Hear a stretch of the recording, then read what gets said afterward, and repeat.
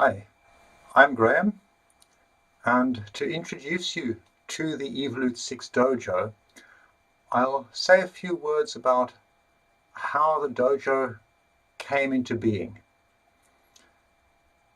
The story starts, to the extent that the story ever has a fixed starting point, about 10 years ago when I was working in Procter & Gamble in China. And at that point, the oil price shot up to $150 a barrel. Living in Beijing, all the pollution in the air, seeing the very rapid transformation that China was going through, all of these things reminded me of what I'd read in my university days. Studying physics, I had read the Club of Rome's Limits to Growth. Everything I was seeing was pointing at the world heading towards exactly the limits to growth that the Club of Rome had been describing in that book. And I thought to myself, the world is heading towards some huge challenges. Whichever challenges are at the top of your mind, whether it's climate change, the political situation in some countries, whatever it may be, the conclusion that I came to looking at these was that there were two things that I was going to choose to focus on. One of them was recognizing that business is the most powerful tool that human beings have developed. And when I say tool, I think of human beings, our biggest strength is our ability to identify a problem, a nut that needs to be cracked, and recognize that our hands are not strong enough to crack this coconut, but that if we develop a tool, and we call it a nut cracker, then we can crack this coconut just using the force of our hands. Now, it might be a small walnut, in which case a small nut cracker works, or a huge coconut, in which case a huge nut cracker is necessary. Well, the tool that humanity has developed to crack the biggest nuts that we ever see on the planet is called an organization or a company. And so, in order for us to crack the big nuts that we have ahead of us, I came to the conclusion that one of the tools that we needed to use, but use effectively for the good of people and planet, was the tool that we called business, the tool that we called organization. So a big part of my focus since leaving P&G 10 years ago has been understanding and spreading the best understanding of how do we create companies that are truly powerful. Powerful because they're focused on the real needs that we face in the coming decades, and powerful because they enable the people in the companies to produce at their highest potential. Powerful because they enable the people in the companies to develop their potential to the highest possible capacity. And powerful because they do this not with each person as an individual alone, but both with each person as an individual and with all of the people in collaboration with each other as a complex ecosystem of interacting relationships. So that was the first thing that I decided to focus myself on. The second thing, which is very tightly linked to that, was recognizing that the deeper we went into the crisis, whichever crisis it might be that you're looking at the moment, the more that the world was dividing into two, and that it was critical to have dialogue between these two poles. The two poles, on the one hand, are those who recognize the challenge and say that we need to leap into the future, let go of the past, and grasp what's emerging. And the other are the people who say, no, what we need to do is go back to basics. We need to reclaim what was good and healthy in what worked in the past. Now, the thing is, both sides are right, and yet the ability to talk to each other is often just not there.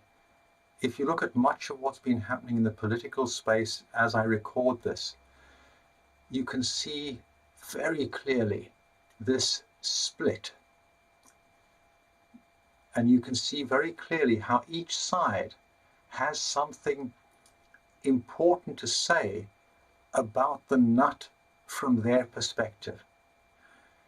But just like two people who are looking from opposite directions at a number painted on the ground, and one person is convinced it's a 6 and the other person is convinced it's a 9, until each side can get into dialogue with the other, can really talk effectively and listen to understand, they're never going to see that it's simply a shape on the ground that happens to look like a 6 from one side and happens to look like a 9 from the other.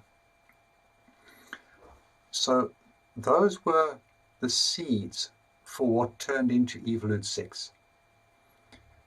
I moved from Brussels to London a couple of years after leaving Procter & Gamble.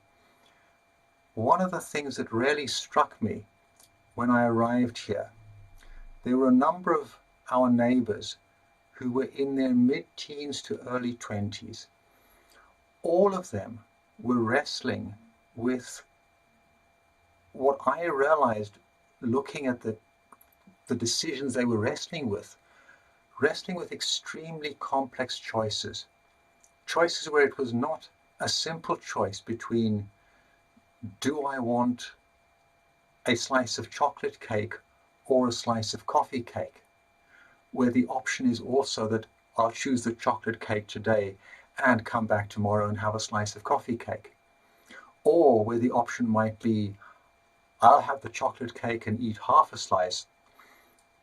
You, my friend, please order the coffee cake because I know you like that. You eat half a slice and we'll swap halfway through.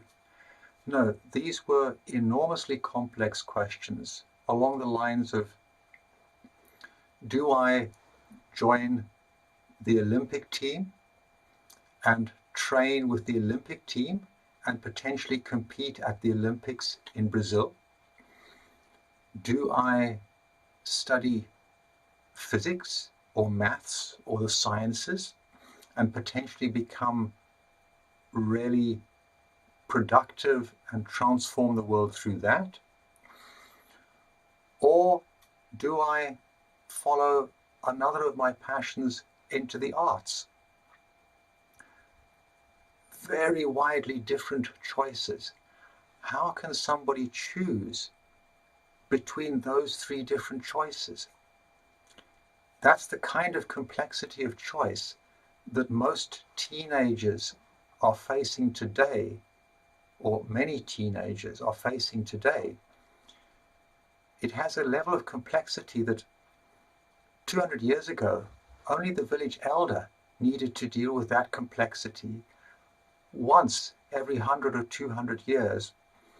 And secondly, the village elder had 70 years of life experience before confronting that question, had a team of people around them, priests, shamans, whatever, from whichever culture it was, other village elders, all of whom would be supportive and able to carry much of the complexity, enabling a choice to be made that took all of the complexity into account.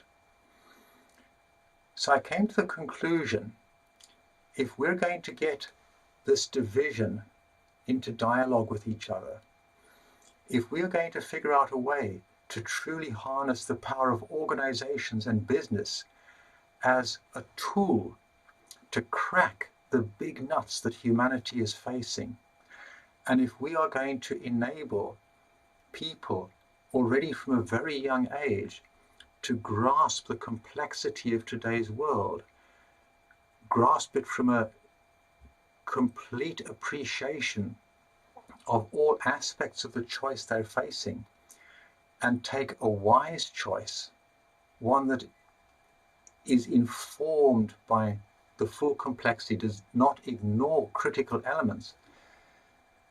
If we're going to do that, somehow we need to have the power of developmental executive coaching available to half the world's population within the next 2 decades.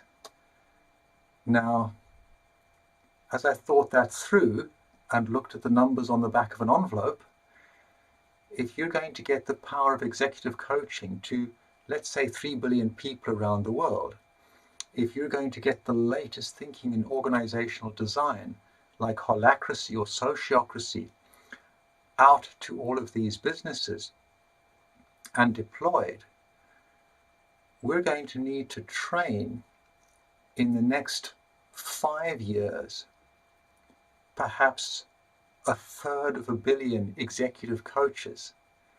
And it's not even clear to me that we will find 1/3 billion people who are both willing and capable of being trained to that level, and who are then prepared to work at the kind of price point that most of these 3 billion people in the world are able to afford.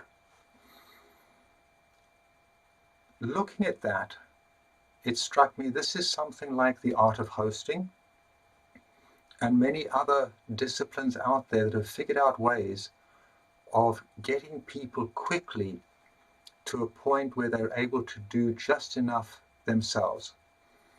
The martial arts are really good at that. If you go to an Aikido class and many other areas, like, for example, dancing, and I realized that the way that they all work, number one, everybody gets taught very simple, rigid patterns, and everybody does these patterns in lockstep. As long as everybody sticks to the patterns, you get most of the benefit with significantly less risk and significantly less effort. The second thing is that there are always rules to create a safe space. If you think of the martial arts, the rules of the dojo keep the dojo safe. So long as everybody in a karate class sticks to the patterns that they're practicing and sticks to the rules of the dojo, everybody is safe. And it struck me that we can do exactly the same thing in the space of executive coaching by bringing in very simple, easy to use patterns with everybody taught the pattern and everybody using the pattern strictly, and bringing in clear rules for the dojo, rules to keep everybody safe. We're able to create a peer-to-peer coaching process, a self-coaching process that will enable large numbers of people to coach themselves and to coach each other. Most importantly, though, by bringing this into companies where everybody in the company, immediately there is a tension between two people, some conflict, some clash. Instead of the clash draining and sucking engagement out of the company, if both parties are trained in this peer-to-peer coaching method, or as we like to call it, peer-to-peer sparring, immediately you have the clash. They split out into sparring pairs and turn the conflict into benefit. And that's what in the evolutesix dojo really enables companies to succeed and perform. Once all of the staff are well trained in the evolutesix dojo processes, the company can cash in on conflict. Conflict makes the company stronger, more productive, gets the staff more engaged because they have the very powerful dojo as a process and a container to turn this conflict into growth and development. I'm convinced that if we can have more and more individuals in the planet fully fluent in using the dojo processes to interact with each other, to turn their internal conflict into development, and to turn conflict between people into a strengthening of the relationships and a strengthening of each other's development. If we can not only do that for individuals, but also for people working together in companies, then we have an excellent chance of turning the challenges we're facing into benefit for all of us. So it would be a superb contribution towards making a difference to people and planet if you were to join us in the next dojo training program. And if you want to know more, please watch the next video describing how the rules of the dojo create exactly that safe space.